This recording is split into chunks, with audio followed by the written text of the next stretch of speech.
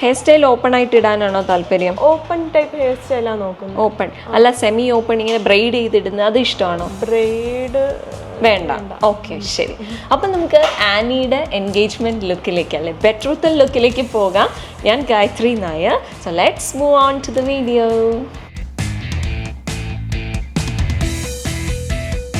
Exactly ഇതേ ഈ ഡ്രസ്സിൻ്റെ അതേ ഷെയ്ഡിലെ ലിപ്സ്റ്റിക് ഉണ്ട്, അതിടട്ടെ. അത് വലിയ തിക്കല്ലാതെ ഇട്ടാലും നല്ലതായിരിക്കും. പിന്നെ ഉള്ളത് ഈ ഒരു ലിപ് ഷെയ്ഡാണ്. ഇത് നല്ല ലൈറ്റാണ്, പിങ്കിൻ്റെ തന്നെയാണ്, പക്ഷെ ഇച്ചിരി ലൈറ്റർ പിങ്ക് ആണ്.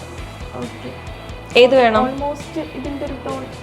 ഓക്കെ, അപ്പം നമുക്ക് ഇത് തന്നെ പോവാം അല്ലേ? ഓക്കെ.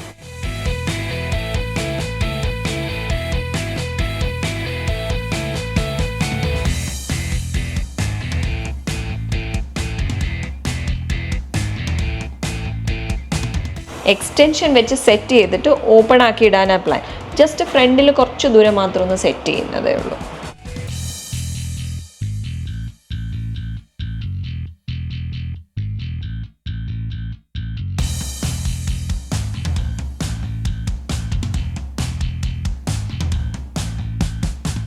ഹെയർ സ്റ്റൈൽ ഓരോരുത്തരുടെ ഫേസിന് എന്ത് വ്യത്യാസം വരുത്തിക്കുമെന്നറിയോ? ഇപ്പോൾ കുറച്ച് ലീനായിട്ട് നീണ്ട ഒരു ഫേസ് ആയിരുന്നു, ഇപ്പം നമ്മൾ അതിനെ നല്ല ഉരുട്ടിയുള്ള ഫേസ് ആക്കി മാറ്റി. കുറച്ചൊന്ന് ചബിയായിട്ടിരിക്കുന്നതല്ലേ ഇഷ്ടം ആനി? ഡ്രസ്സിലില്ലേ സാധാരണ കേപ്പ് ടോപ്പ് ഇടുമ്പോഴത്തേക്കുമാണ് ഇങ്ങനത്തെ ഈ സ്ലീവ്ലെസ്സിൻ്റെ കൂടെ ഇത് വരുന്നത്. ഇതിപ്പം സ്ലീവ്ലെസ്സിൽ തന്നെ ഇതിങ്ങനെ കൊടുത്തപ്പോൾ നല്ല രസമുണ്ട്. അപ്പോൾ ഇനി ബ്രൈഡ്സിന് ഒരു ഐഡിയ ആണ്, ബ്രൈഡ്സ് അല്ലാത്തവർക്കും ഒരു ഐഡിയ ആണ് ഇത് എടുക്കുന്നതിന്.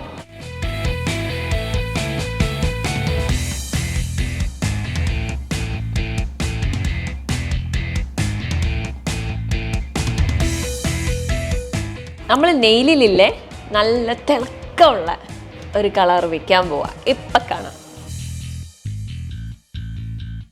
തനുവെ കുറിച്ച് എങ്ങനെയാ അറിഞ്ഞേ? അത് ഞാൻ ഇൻസ്റ്റഗ്രാം പേജ് ഫോളോ ചെയ്യുന്നുണ്ടായിരുന്നു.